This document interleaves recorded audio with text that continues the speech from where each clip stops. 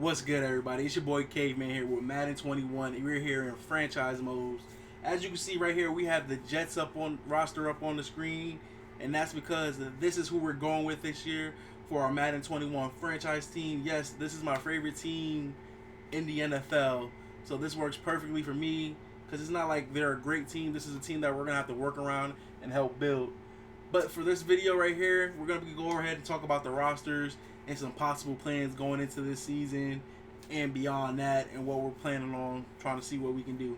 But without further ado, at quarterback, we have third-year man Sam Darnold. For us, this year is going to be, we're going to see what he's going to be able to do for us this year and see if he can take that next step to show us that this is his team and he's going to be the future quarterback of this team.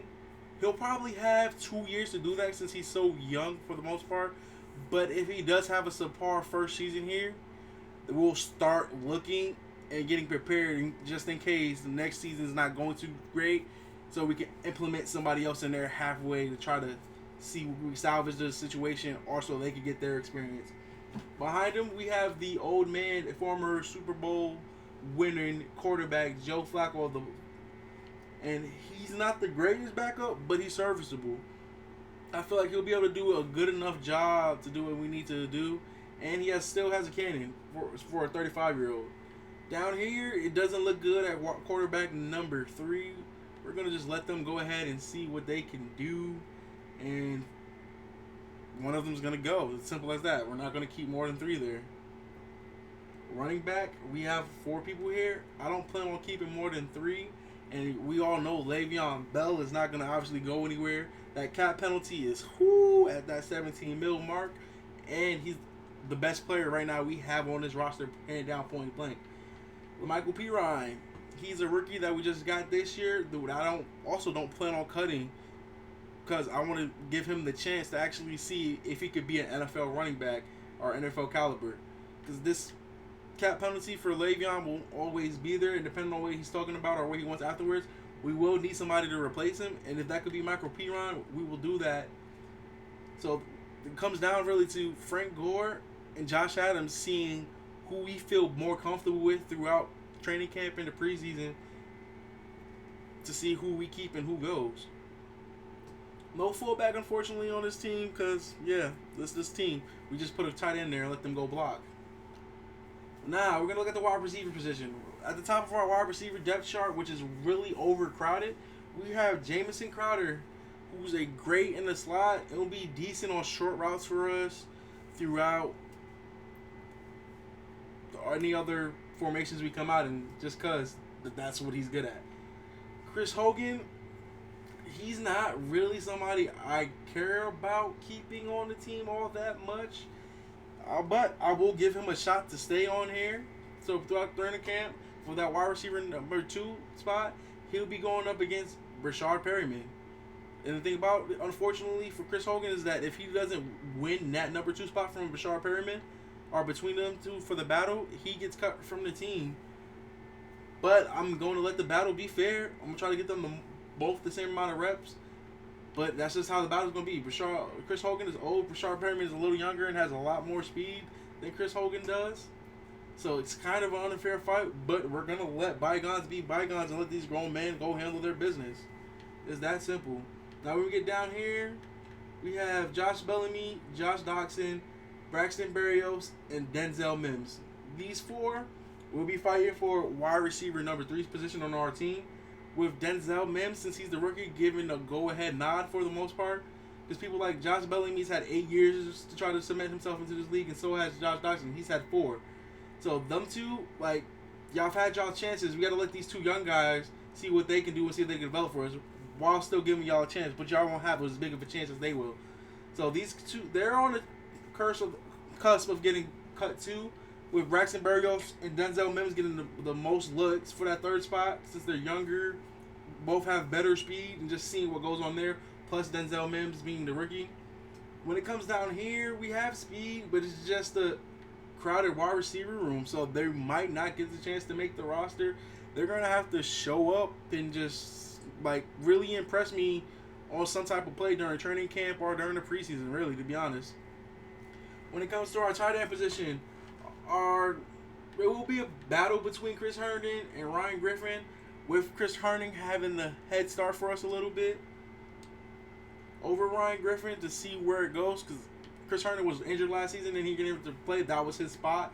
We'll give it back to him because he is the better pass catcher coming into the league. It's faster by a lot. But Ryan Griffin did do great for us while he was hurt last year, so we'll definitely just let them battle it out and see who we feel gives us a better chance of winning in our starting offense. Then back here, we'll add one more between these four who will battle it out for that third position. So we have 3 tight ends on our team at all times in case one goes down, so we keep running those 3 tight end sets. Left tackle starter, without question, is our first round draft pick from this year, Mekhi Becton. We come hoping he comes in and shows us some bully mentality and develops into a future anchor at this position for us.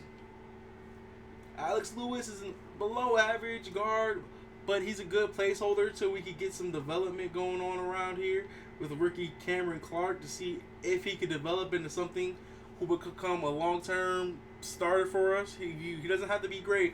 He just has to be sustainable for the offense. Connor McGovern's also in that kind of placeholder role, but I feel like we have more time for him to be a placeholder there while we get further into the years and seeing what we could get to replace him through young guys coming in through the draft or maybe a young free agent who didn't catch on somewhere.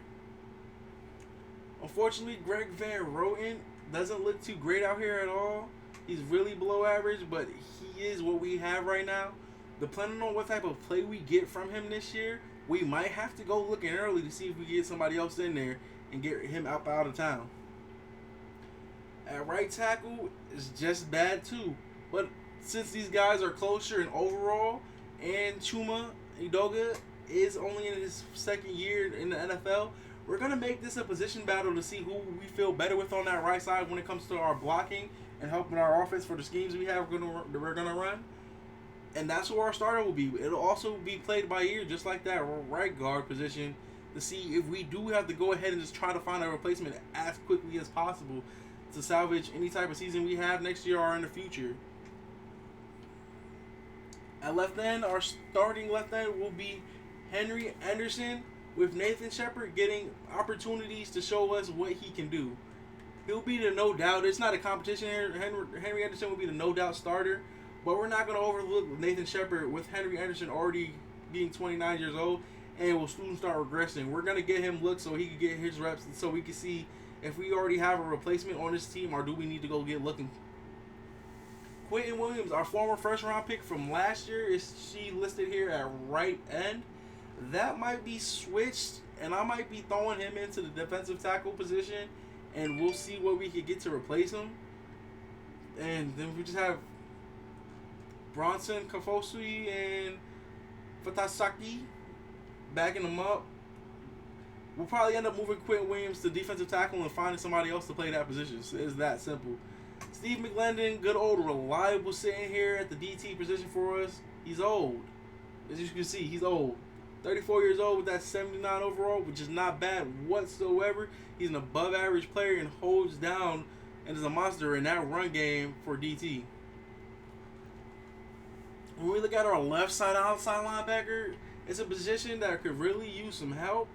But because we have a lot of young guys here, I'm going to let the 4 of them battle it out for that starting position. And even though I'll probably only keep 2, maybe 3, depending on how many guys impress me here at this position. But someone here is going to have to go with Jabari Zuniga getting the most looks because he's our rookie. When we go to the middle linebacker position, you can see this position is way overcrowded.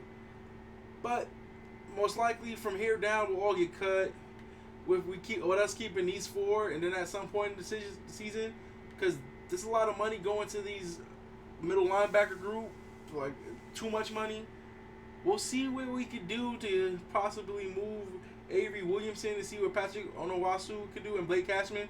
Let's see what Blake Cashman with his 89 speed. That would be a perfect user for sub packages. Right outside linebacker, Jordan Jenkins, Terrell Basham, Jordan Mills. We don't really have a pass rusher sitting over here, but Jordan Willis and George Jenkins are good helps in run stopping. And Jordan Jenkins is on a contract year, so we're going to see what he can do and what happens around here. At the cornerback position, this was kind of tried to get addressed in the free agency and in the draft. But our number one receiver is Pierre Desir, who's coming over from the New Indianapolis Colts with Brian Poole, who will be playing in the slots when we go into nickels and dime sets, with a battle going on between Quincy Wilson and Blessis Austin for that third spot. Bryce Hall will try to get him some time in because he's also a rookie, so we could get him some experience and time to develop and see what goes on there. We go to the free safety spot. We see Bradley McDougall, who was acquired in that Jamal Adams trade, along with 2 first rounds and a 3rd round pick, starting.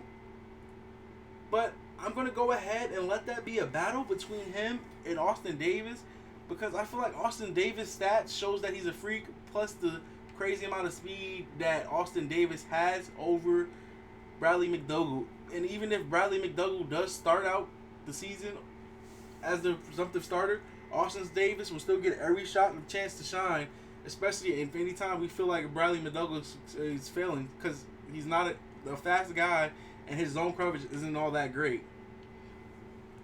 And our starting strong safety this year, the former free safety who used to play along Jamal Adams, will be Marcus May. He switched over to the box, and we're hoping he can show us just as good skills, if not develop even better for us than Jamal Adams was. It's a hard task for us to ask for him, but we just need him to hold the line and be great. It's that simple. Kicker, we have 2. This will simply just come down to kick power, which goes to Brett Meyer at 99 over Sam Ficken, so that's not going to be a no-brainer. And for our punter, we have our drafted guy, Brandon Mann, who's going to put people in a coffin. Simple as that. As you can see right here, we have 2 first-round draft picks this year, second, 2/3, a fourth, 2/5, and a 6th, and 7th. So we have a lot of capital in the draft after this season to try to fill a lot of these holes I was talking about here and see what we could do. Right, the squad will not be filled yet because it is what it is. But as you can see, I feel like this is going to be a great franchise. Obviously, I love the team. We're going to have a lot of fun. And it is what it is. Much love to all y'all, man. Peace.